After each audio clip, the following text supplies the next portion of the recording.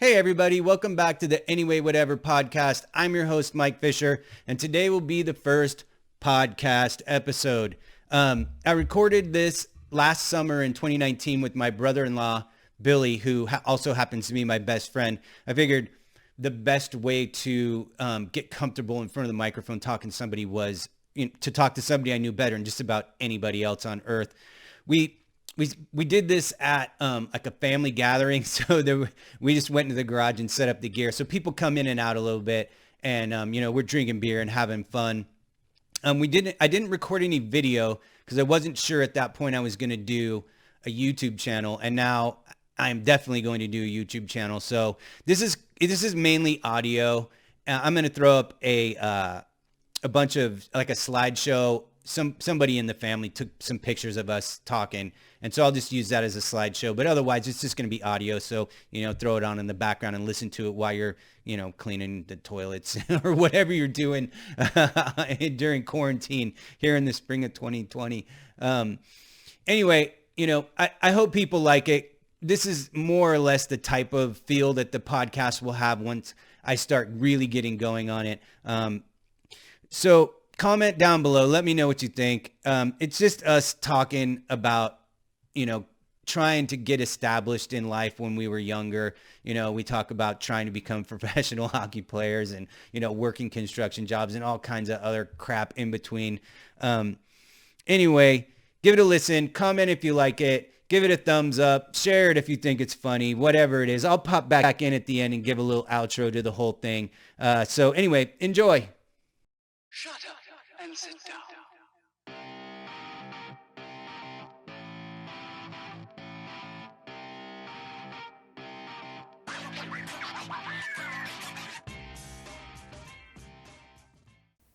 Today's guest works in video games as a producer, and he also happens to be my brother-in-law. So we've been friends for a long time, so this should be an interesting talk. Today's guest is Billy Delli-Gatti. Hi, Billy. What's up? Hey, Mike. The usual. The usual. We're at a family kind of function, so there might be... Well, actually, we're in my garage. At a family function, hiding from the women folk. And my son is here, and so if people come through, or you hear beer bottles making noise, or you hear us drinking, it's because that's the situation that we're in right now. That means Jordan has to drink. My son is Jordan. He's sitting over there. So you may hear him every now and then. So me and Billy have been friends for a long time. Him and my sister have a long history together. And you could even say we bang it out sometimes. Okay, easy. She's still my sister. So Billy works in games. He has produced games ranging from EA's NHL Hockey to Tiger Woods Golf to Lord of the Rings to Apex Legends and a million other games in between. He's been in the industry for like 25 years. I am formally in the industry. I've been out for about 10 years, but weirdly, all these years we never worked together on anything. Nope. Other than I think you hired me a couple times for like storyboard stuff. Probably. Like on contract. Like yeah, it's been a minute. I can't remember. There's so many things. So one of the interesting things about me and Billy's history together is that I grew up working at an ice rink. Come from an ice rink family. Played hockey my whole life. I quit when I was 18 to go to school, animation school, and they hired Billy to fill my position at the ice rink, and that is how he met my sister, because my sister was an instructor there. She was hot. Yeah, still my sister. Yeah, well, you know what? You can't forget. She's still my sister. And you know how I do it. So that was like a weird start-off thing. So my sister was intent on me and Billy becoming friends because she knew we had so much in common. And little did she know.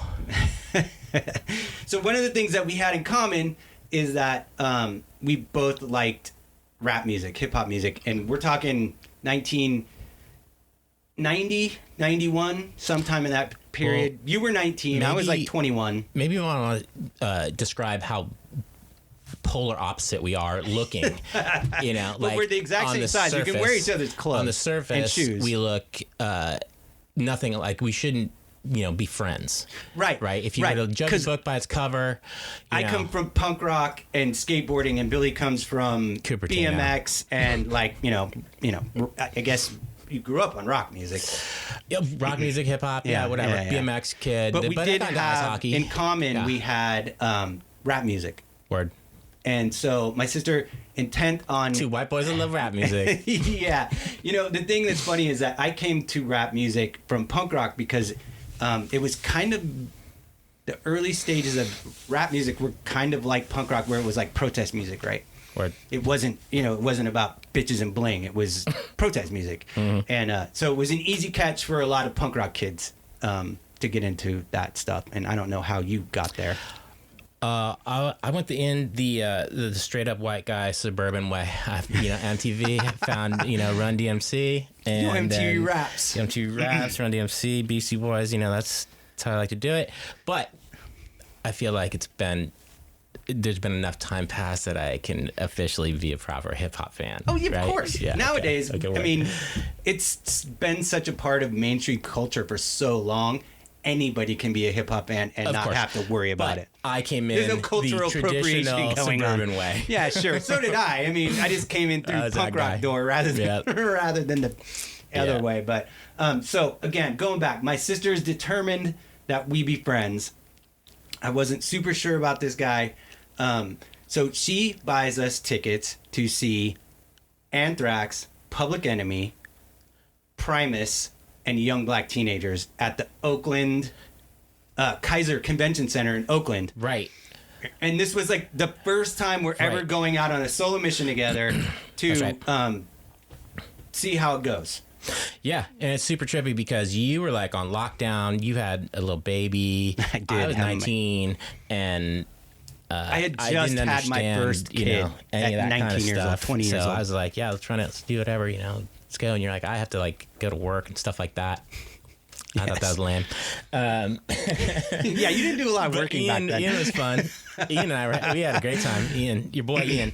Ian's my oldest son, by the way. That's right. For context. And so I think we also shared another thing too. You had a piece of crap Dodge Challenger, and I had a piece of garbage Dodge I had Rampage. a Dodge Charger. Yeah, whatever. It's still garbage. Shelby Charger. It's still garbage. 85 Shelby Charger. Fast. Junk car, but fast. Yeah, it's silly. So we had that in common too. And yeah, we were going to drive to Oakland together. Two we white drove kids. to Oakland together do you remember? It was neither of those cars. It was not in either of those cars. You didn't have the CRX yet. No, it wasn't a Catalina. No, we went in my Suzuki Samurai. Oh my goodness. The red that was Suzuki the most Samurai. Ridiculous car you've had, I think. No, the one you have now is the most ridiculous car. No, the my tissue box. Scion's awesome. Yeah. The brave little toaster. That thing's amazing. Yeah. So. God, you have had some ridiculous I've had cars. so many cars, and we're gonna get around. We're gonna get around to that. Yeah. So this. The day of this Anthrax Public Enemy concert was also coincided with the day that Oakland was burning down. Fire. No, it wasn't whole burnt down. city was basically on fire. It was on fire. So we didn't know if we would even be able to tell go. me where exactly it was that we were, because you were way better with like streets and shit. But like there was a point in time where we were driving. So we're in the Bay Area, San Jose Bay Area.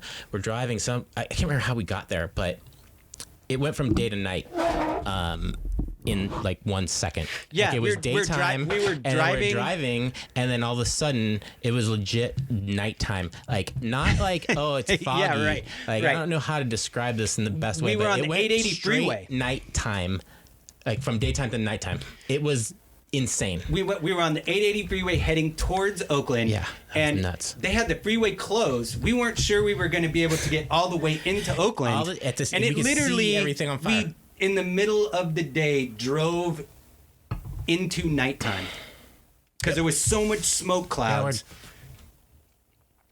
It was absolutely insane. So we get to the venue. We managed to get to the venue, and it's like, okay, I guess the show's going on. And then we all totally forgot about it. Yep, we go in. It was crazy. Yep. We go in, and Young Black Teenagers go, and they were Them. Yeah, you know, Yep. Nobody's ever heard of them, probably. Yep. Like, there's like 5 people listening who even know what the hell I'm talking about. But then up next was Primus, and it was kind of amazing because Les Claypool gets on stage, and it's like pitch black, and they come up with red lights behind him like fire, and he goes, "We've been on tour for months, and we got home, and the whole damn place is on fire." And then they just broke right into song. It was amazing, and the whole crowd just went, That was dope. ape shit. And so they play, Public Enemy plays, Public Enemy's hella fresh, everybody's stoked. Anthrax plays. Public Enemy at that point in time was, in this weird way, the most important thing in my life. It was the weirdest. I don't understand why, but Public Enemy was definitely the most important band. I don't know why I felt like I need to get that shit out. I would agree, but they were also, for me too, they were a really important band, because this was like right after Takes the Nation to Millions and right during Fear of a Black Planet. I think it was before Fear of a Black Planet. Maybe. It was when Anthrax did the cover of Bring the Noise is when that it was. Be like your first because that was the tour. Telling us. Right. If you know the answer to that, please email me at anywaywhateverpodcast@gmail.com. So all the bands play. At the end of the set. Oh, also, my first mosh pit ever. Oh, there you go. I'd been in 1,000 of them at that point, because I was Again, I'm from Cupertino. Shithead punk rocker. So Anthrax is touring on Bring the Noise cover of Public Enemy. So they get on, every band gets on stage and does Bring the Noise. Primus. That's awesome. Young black teenagers, and like Flavor Flav's running around with a marching band bass drum and a uniform on. It was mayhem. The whole place was mayhem. The stage was packed with people. The crowd was going absolutely insane. And it's all over, and everybody's filing out, and like the city's still on fire. You walk outside, and it just immediately burns your nose because the smoke is so thick. And it was like you looked in the hills, and it was nighttime, and it was the gross. biggest fire I've ever seen in my entire life. It was more than nighttime. I don't even know if anyone can relate to that, but it was more than nighttime. Yeah. It was because it was such a huge smoke cloud. There were no stars. And we're in some weird side street or something. No, we were walking out. We're walking along the side. A bus or something. We were walking some weird thing by the side of the building where the entrance for the artists are. And we're walking. Did we know this? No, we were just going to the car, man. That's what I thought. And so I look, and standing next to the door is Harry Allen. And if you don't know who Harry Allen is, he was part of Public Enemy. He was the media assassin. He was like their media guy in their, And so we're walking by, and I look, and I said to myself, just off the cuff, I was like, I gotta go to my media assassin, Harry Allen. I gotta ask him. And Billy looks, and he goes, "Hey Harry, are we that type?" And Harry Allen looks at both of us, and he says, "Don't believe the hype." And me and Billy just lost our shit. We couldn't even believe it. It all happened like in 1 second. And that was when that was the moment we became friends. For sure. That was the moment. That was the moment. Harry Allen brought us together as friends. It's true. Yeah. And so we drove home, did our thing, and we've been friends ever since. And crazy times over the years. It was awesome. That was like one of many million different kind of events that it was just happened that. It was one of the best shows I've ever been to. Pretty much. Because I was like, I really loved Anthrax and Public Enemy. Billy didn't really know Anthrax, and so for me it was like double. I also like Primus. But what's that? I wasn't into anybody but Public Enemy. Right. Being honest, fair enough. Yeah, I was super into that, but it was enough. Like I was totally about it. Young Black Teenager's song was "Nobody Knows I Had Kelly Bundy." About Christina Applegate, because she was on Married with Children. That was like their big song. God, and I don't even really remember that song. But yeah, that was it. Yeah, well, leave it to me to remember these dumbass dorky memories. I can't remember where I put my keys, but I can remember some shit like that. Right. So we became friends, hung out all the time, and at the time I was a repo man. Word. And so And I Billy, worked being at a young adventurous type of guy, would always do ride-alongs with me. Repo Man starts at like 3 a.m. and then you work until like around noon. So he'd just hop in the truck with me and we'd go repossess cars all night. And we got into some crazy adventures with that too. Yeah, definitely. I can't really articulate too many stories other than one. I don't know if you want to get into it, but there's like the one. You should probably tell a story because it's like I think I know at least two that involved you. I mean, we were in Hunters Point one time, where Hunters Point in San Francisco, which in the 1990s was as rough as any place in the United States. That's right. Just ask. What's that? Rappin' Forte? Rappin' Forte. I'll tell you about that. What's Forte from Hunters Point? Or was he from Oakland? No, he's from... Oakland was 415. Dude, he was from HP, bro. All right. Anyways, there was that part in HP where we were driving through and it was like all good, no big deal, and then we like turned that one corner and then it was like Vietnam all of a sudden. Like, thought we were getting... there were dudes in the trees thought we were scouting somehow. Yeah, that was fucking scary for cops. But the other one is, I think, were we in Richmond when we got this shit? Yeah, we were in Richmond. Richmond, California. Also rough at that time. Very rough. North of Oakland. No, Richmond's still no joke. But yeah, I haven't lived in the Bay Area in 25 years. I don't know what's going on up here. It's not something you want to do. But these are back in the day when tow trucks are like these big, monstrous, like unwieldy. No, not that tow truck, because that tow truck was just an F-150 with truck? No, we weren't in the shark truck. We were in my F-150 when I worked at A1. So it was just a regular F-350 diesel that had the transformer gear that came came out with of the what back. I said because that paints you in a better picture, but okay. We'll go with what you said. Right, you had the stealth package where that thing came out. It was called the transformer. It literally looked like a regular truck. Sick. From inside, you hit the switch and all the tow gear came out. That thing was fucking awesome. I forgot about that. Yes, it was God, awesome. That thing was dope. Okay. You sure you don't want to back that shit up? And no, go ahead.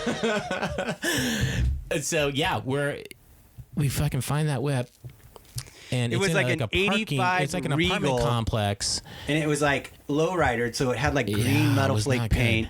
Well, no, it was good for repoing because it was hella low. It was in a parking stall in an apartment complex, which I'm sure people understand what that's like. Yeah, and it's a lot. And in Richmond, in the middle of the night, there's a lot of activity. And like when it wasn't you get the out dead to go of night. Everybody's it's in not bed. Like you walk out and you're like, all right, just fucking get the chain like whenever you want. We were not in just suburbia. Do that shit. We weren't fucking sipping lattes and just like checking our phones. We were on high alert. We were running in the red. Hey, we were running in the red. Do that shit, buddy. Did you hook your shit? Go. Try to run that shit. So we back into the car. Lower the boom. We both jump out each side to go put the chains on the axle, hook it to the boom to lift the car. And then you have to hit the switch because it's on your side. Yes. To go fucking lift that shit up. Well, I don't know how you did it, but you seem to figure out how to get your arm in between the chain and the boom. In between the boom and the bumper. Of the car. Of a fucking car. So I was lifting the car with my arm between the boom and the bumper, and it didn't feel good. And you freaked the fuck out. I was like a rat caught in a trap. Dude, you lost I was in panic. Your shit. It Full was panic crazy. Mode. Because once you start lifting, now it's noisy. And now people can wake up. People are going to wake up. You're and like, I'm trapped. What the fuck is going on here? And I'm trapped. And I'm total brain these guys are stealing this guy's car. I can't think to Richmond. lower it to get my arm out. Nope. So I'm yanking on my arm like a dumb shit to try to get my arm unpinned. Yeah. Finally get I was yelling at you like, lower it. Like, oh my God. And I couldn't hear or see anything. I was in a blind panic. Because I'm on the other side. Like I can't get to you very fast. I don't even know if I would know what to do when I got there. I don't think you would have. Yeah. So I managed to pull my arm out. We lifted the car and we pulled it out of there. And this is why I'm almost positive that it was Shark Recovery Deal, because your dad was fucking pissed. Because we had to drop the car? Yes, we left the fucking car, dude. It was the old tow truck. My dad would have been, the Shark tow truck, and my dad would have been mad because my dad's philosophy, my dad had owned his own repossession agency. Your dad, my first real job taken a shot for that car. My first real job was as a repo man I worked for another company first, and then my dad opened his company, and I ended up working for him. So I think you're right, because my dad's philosophy as a repo man was, if you can touch the car, it's got to come with you. Yep. I'm almost positive now. Yeah, I think you're right. Yeah. I think I was remembering that a little wrong. All I do remember is that I was terrified. As well you should have been, because you could have either been shot with a gun. Yes. And that would hurt a lot. Mm-hmm. Might even kill me. You could have very slowly chopped your arm off. Shoot my arm off like a disgusting way that would have been so gross. Well, yeah, I mean, it was gonna break my arm. Yeah, there was no way around that. Yeah, that's been so gross. Yeah, I guess the reason we dropped the car was that you were fearful for your arm. I was, well, and then I don't know why we didn't pick it back up. I think I freaked out because you were scared as fuck. Yeah, we just unchained it and failed. Son. Right. And we lived to tell the tale. We lived to fight another day. We got the fuck out of Dodge. Yeah, I mean, you got yelled at, but whatever. At least we lived. Right. The only reason why, yeah, you know what? You're right. It was Shark. The other connection that me and Billy have is that we're both ice hockey players. I am a goalie and he's a forward. And I played all my life from when I was like 7 years old in the 1970s, and played pretty high level hockey, right up to juniors, and then kind of tapped out and decided to become a skateboarding punk rocker for some reason. That seemed like a better deal at the time. And I think really for me, it got to the point where it started to hurt. It really started to hurt. Like the shots started to hurt, and I started to think about whether or not I wanted to do this for the rest of my life professionally. So I think that was an easy out was punk rock skateboarder. But so anyway, I moved to Hawaii for a while, and Billy and Kim, my sister, came over to visit, and we're hanging out, and Billy tells me, dude, I started playing inline roller hockey, and it's super fun, and it's awesome. And I was like, that's great. So cut to like 6 months later, I moved back home, and he's like, playing for this team, our goalie's terrible, you need to get gear, and you need to start playing inline hockey with me. So at that point, we become teammates, and then we were on every team together all the way up to the RHI with the San Jose, the Oakland Skates. Yeah, I was a third stringer for the Oakland Skates, I will say and Billy that one of my favorite memories of all time was probably the coolest thing that's ever happened. One of the coolest things that's ever happened to me. Of course, Jordan being born is like a big deal in my life, but Jordan not even your kid. I know, that's how important he is to me.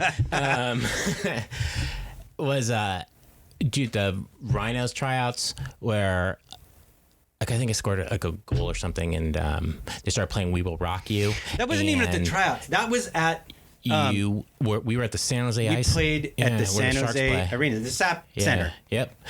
And then, like, you met me at, like, mid, whatever you call it, the red line. Yeah. God, I haven't played hockey in a minute. I know, right? And yeah, that was sick. Like, yeah, we had a moment. Cool. We had a moment in front of like 5,000 people watching us play hockey. The whole lower bowl was like sold out. Yeah, free tickets. Yeah. Because it was like this was like at the end of. Like, they did like a local tryout and it was like a publicity stunt. And I just want to qualify that, we were playing with real ice hockey players, by the way. Yes, no, the entire inline team hockey were is pretty guys whack, with NHL contracts. Yeah. Okay. It was the Richmond Renegades ECHL hockey team moved to San Jose and put on roller skates or inline skates, and me and you somehow managed to become the last two local guys skating with them. I mean, I was there the entire season. I ended up being there the entire season as the third stringer. But, whatever. But it was fun. You had a hat trick in that game, and I stopped at 2-0. So that was kind of cool. And so we had these moments as hockey players. And we played in a million tournaments and got in a million fights and even everything. Like, to a certain extent, like I think you moving to LA to go work on video games was a big proponent of me fucking bugging the shit out of Kenny Rogers. Not the Kenny Rogers you guys know, but a different one. To get me a job at EA. Kenny Rogers of country western and chicken fame. Right. and bother him until I got a job at EA, and Yeah, that's how because that's how I got into games. And that's how I got into games. We had a friend who played hockey. We worked at a hockey rink, a roller hockey rink. Me and Billy did. And So in case you're not figuring it out, we were like really set up for success. Yes. In our youth. we worked at ice rinks, roller hockey rinks, and repo jobs, and so which actually leads me to another pretty rad story between you. Let and me me tell this Kenny Rogers thing real quick. Hold on, okay, because I think this is topical. we were such winners at that point that how could we ever I had lose? 2 kids by this point. I was only 22 years old. I have no future, and I'm working at a rink. And then a buddy of ours got us a job, which this is an upgrade. We're doing construction. Oh. We are the toilet of the fucking industry at this point. We did the demolition. lowest of the low. We are did demolition for an insurance repair contractor. Right. So we could say we're in construction, but we didn't construct anything. We destructed things. Disgusting what we did. And if you guys will remember back earlier, I was saying that, Mike's sister's really hot. And it's still my sister. Yeah, she's still hot. She's very beautiful. And so I don't know if you know what a posthole digger is. I do, but the first kind is the kind that you're going to be using for the rest of your existence in hell. It's basically a set of tongs, salad tongs with shovels on the end of it. Except that tongs would make it easier to fucking dig a hole than a fucking posthole digger. Yeah, it's not a good thing. Terrible. But we weren't using that. It was garbage. We weren't. The second thing is it's a gigantic drill bit that it's basically a boat motor attached to a 12-inch drill bit. Yeah, it's a fucking boat motor attached to a fucking drill bit that 2 human beings hold at the same time and try to dig into the ground and then lift that shit out. I'm not sure if you realize it's meant to be a one-person thing, like a grown it is man. Not. The kind that we had was a butterfly posthole digger, and it's called a butterfly posthole digger because of the way that 2 people are supposed to hold that shit. The fact is, Eat it. When we tapped out, one guy picked it up and dug our holes for us. That is because we are not very strong men. We were like 145 pounds. Anyways, there are 2 different types. We had the shitty kind, but that's kind of a trick because both of them are the shitty kind. Yeah, there is no good kind.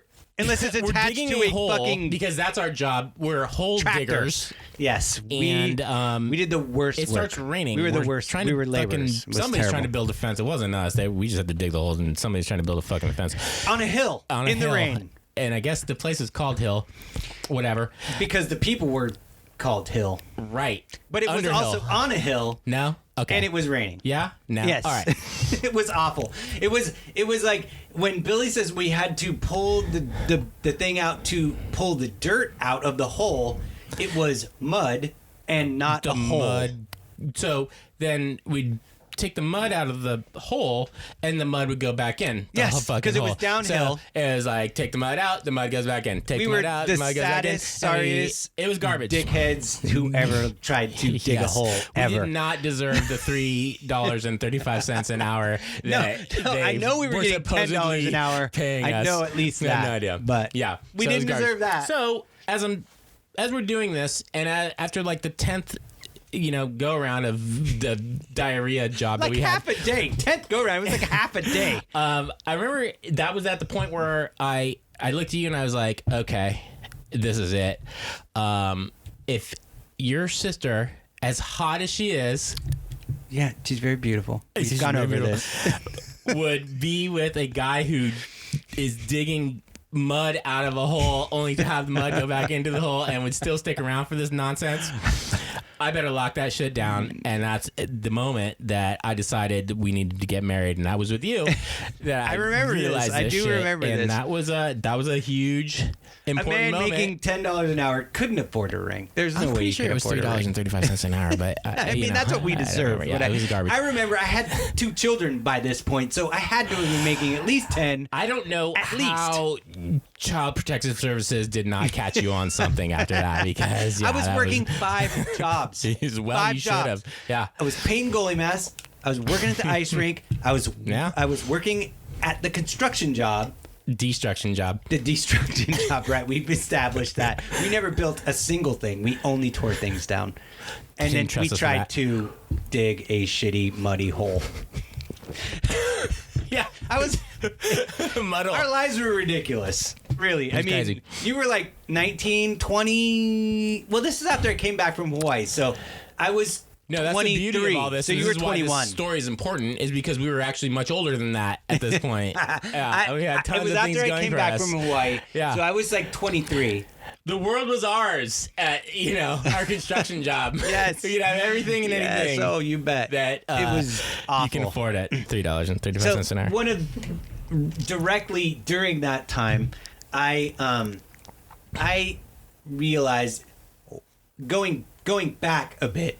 I realized when my arm was trapped between my toe boom and the bumper of the 85 lowrider Buick Regal that maybe my art skills and my animation skills should send me in a different path so I didn't die doing my job. So cut to working construction, and I really started making an honest attempt to get some kind of art job.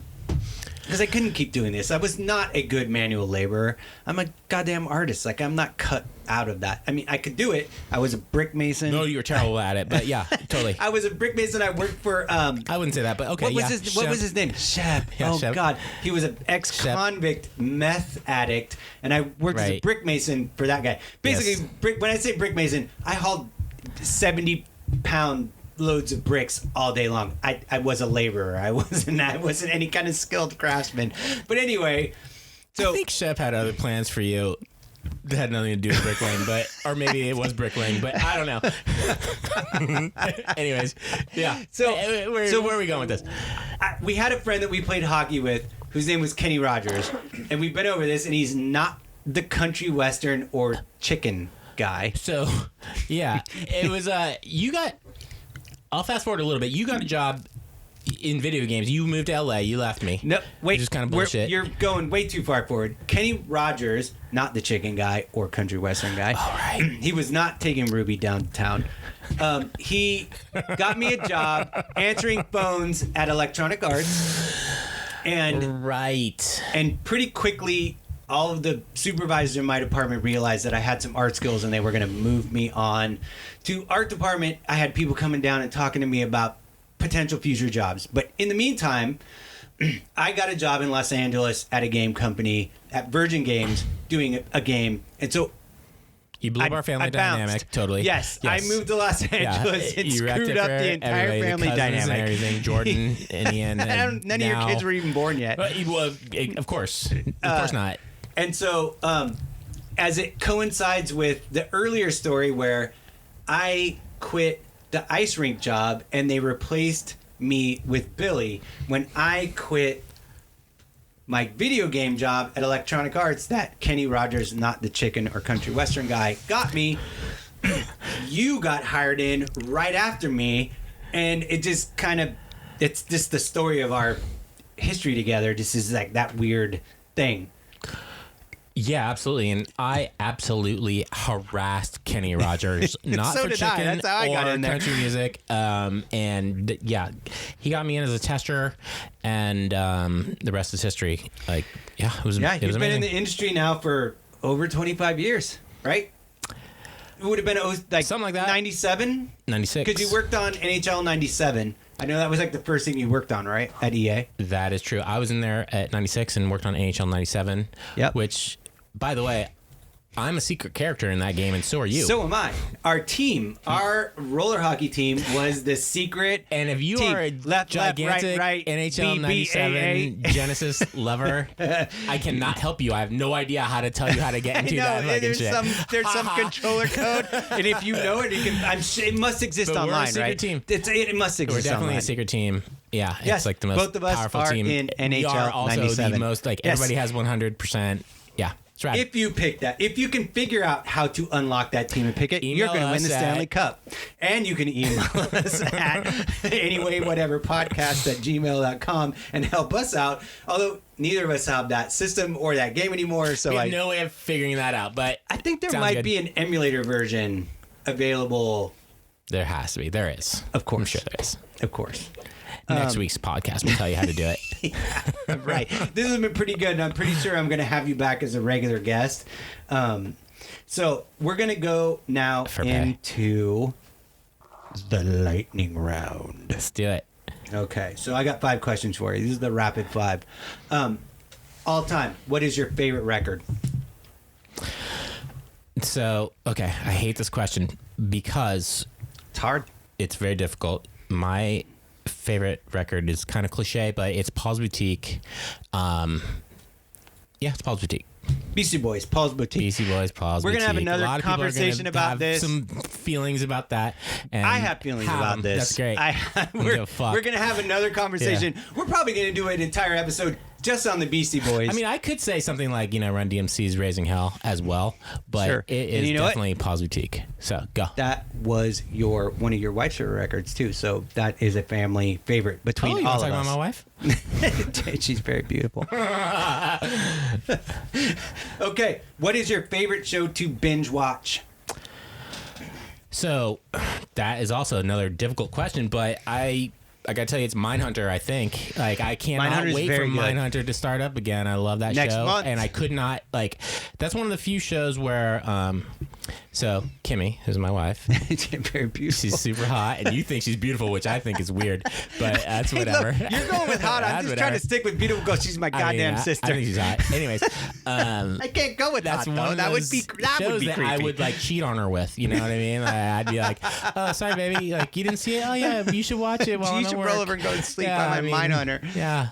I'll catch up to you. Wrong. I already watched the whole thing. But you know what I'm saying? So Mindhunter. You're Yeah, right. that's my one. The guy who plays Ed Kemper on that is absolutely amazing. And I am a serial killer aficionado. Yes, you and are. so I know about Ed Kemper before the show, and the casting on that was absolutely Okay, so- fire because that guy looks and talks just like Ed Kemper. It's crazy. So I have to ask because we kind of fucked this segment up earlier tonight, but I didn't get it. So who is Ed Kemper the big guy that I Yes. think is awesome? Yes. Okay, that's not who I was talking about earlier. Who are you talking about? So Ed Kemper is fucking awesome. That guy should Or win awards whatever. for something. The actor, is his name Ed Yes. Kemper, or is No, Ed Kemper that's a the serial killer. killer? Okay, Yeah. okay. The guy cut his mom's head off and threw The darts at fucking it guy on the who played mantle board. that guy is bomb. Like that Yeah. dude is Yes. really good at that. He was also But on. that's not what I was talking about earlier. He's What? also on What? Barry. He has a small role on the TV show Barry on HBO. Okay. He plays like a computer tech guy. And now He's you're amazing. gonna fucking be He's an super pissed amazing at me actor. because I haven't seen Barry. So okay, whatever. What? I knew it. Anyways, I was talking about the parts before and after each episode. They play like a 15 to 20 or 30-second clip of a guy, a serial killer, about to fucking do something shitty. Kimmy knows what the fuck I'm Why talking am I about. remembering this? Because you're weak. Kimmy gets it. Yes, and it's like this little mini story through like. Is it somebody they're going to be hunting, do you think? I have no idea. I'm guessing they don't that's ever somebody they're tell going to be you. right. Like you have no It's gotta idea. be someone It's that they're going to sickest hunt. part of the Right. show. I'm and they totally just, not like, remembering They feed this. you this shit every single I'm glad the episode. show's coming back it's so I can fucking sick. be that reminded show of is fucking this. dope, son. Anyways, so I like that show, but I like It's binge very watching good. all kinds of shit. But yeah, that's good. I That mean, was that's good. the nice Mindhunter, thing about that's the my jam. time we That's live the- in now. When you ask me, that's that shit that came up. That's awesome. Yes. There's so many things that you can binge now. It's absolutely amazing. And that is a very good answer because that is a very good TV show. Well, thank you very and much, it's topical Mike. because it's about to come back. Word. So next question. What is your favorite podcast? Stuff you should know. That's a good All podcast. day, every day. It's a little dry for me personally, but That's okay. I've listened. It's a good podcast. So I like, many podcasts. There are Sure. a lot of them I like. I'm not going to list them all right It's now. 2019. Everybody likes a lot of There's podcasts. but stuff you should know. Those are my homies. I've been Yeah. with them forever. That's a good one. It's a good show. It's my jam. It's a good show. Okay, next thing. What is your favorite thing to eat? love to eat pizza, but it makes me go doo-doo now, so I don't like to do that anymore. He has recently discovered he's lactose intolerant in his old age, and we had a conversation earlier. I don't think you did. I think you're being a hypochondriac. I don't think you can do that. I think that Kimmy would agree that it's not good when I eat that pizza. Man. The doo-doo is bad. Yeah. Okay, whatever. I think you're just getting old, honestly. I know. Turning 28 is shitty. It's fucking terrible. Yeah. Right? Literally and figuratively. So we're 2 years and 1 day apart. So that would make me 30. I'm now, if you're 28, I'm 30. I can live with that. Okay. Yeah. We have a thing that not everybody in our family realizes is me and Billy are 2 years and 1 day apart, and my sons are 2 years and 1 day apart. I gotta be honest with you, I did not realize that until this very moment. It's a true story. It's crazy. It's super crazy. Family, like, fucking like crazy. Nobody realized that apparently, but me. I don't know how that's even possible. Same. I don't understand that shit either, bro. So pizza, that's a legit one though for favorite things to eat. Like, for me, it's pizza's in the top 3. I mean, I love a burger, right? I love a good burger. Yeah. Okay. I've never had a big kahuna burger. Dude, when we had Fat Burger the other day, I was telling Sophie, who's over here, like, oh my God. Billy came to LA for work, and he was working out of my art studio, and he's like, that's right. I want to go somewhere to eat that I can't really get in San Francisco. And I was like, well, we're fucking going to Fat Burger, which is my favorite place on planet Earth to eat. And I love Fat Burger too. That was not my first fucking run around at Fat Burger, by the way. Of course not. But I was so stoked to go there. But also, if anybody who knows me has been to Fat Burgers. People I've need to made understand you go there. That the Popeyes chicken by your fucking house is amazing. Okay, that Popeyes so people, is really good. That Popeyes is super good. Go to that fucking Popeyes chicken. They had Park, this fucking California, chicken y'all. tenders thing. It's ridiculous. My daughter Jackie would fucking love that shit. But anyways, next. You put me on that. I never really got into Popeyes until you put me on it. And bomb. You know. Dude, their red beans and rice is super good. Agreed. That's hella good. I'm a fan of that dish in general, and it's insane. Too. It's super good. Anyway, so yeah, burger, pizza. Give me a burrito. I'm good too. Just don't put any cheese on that shit for me. But okay, yeah. Cool. Or sour cream, apparently. Oh yeah, I don't if fuck with that. burrito without sour cream is like, why are you even bothering? No. Okay, next question. What is your favorite pastime outside of work? Something that you do just for yourself, something that you really enjoy doing as your pastime. Sure. So I would have to say that it's building things. I don't know how to describe that other than that. What kind of stuff do you build? Whatever, all kinds of things. But what do you build things out of? Out of wood. Okay, I make so things we're out of wood. woodworking. I wouldn't call myself a carpenter. You know, I wouldn't call you a carpenter either. I'm kind of janky in the construction industry, and neither of us were carpenters. We've been over this already. Yeah, but we were in the construction industry. Medium right now, but no, I just love building stuff. Like I do it all the time. I litter our house that we live in with all kinds of junk that I build. I've seen it. It's all very nice. It's all really well made. It's not really that good. We're recording this right now, but. You know, it's fun. That's what I like to do. I like building shit. We're recording this right now in Billy's teeny tiny 1-car garage that is manufactured all sorts of things out of wood to make it a functional space. And if you follow on Instagram at anywaywhatever podcast,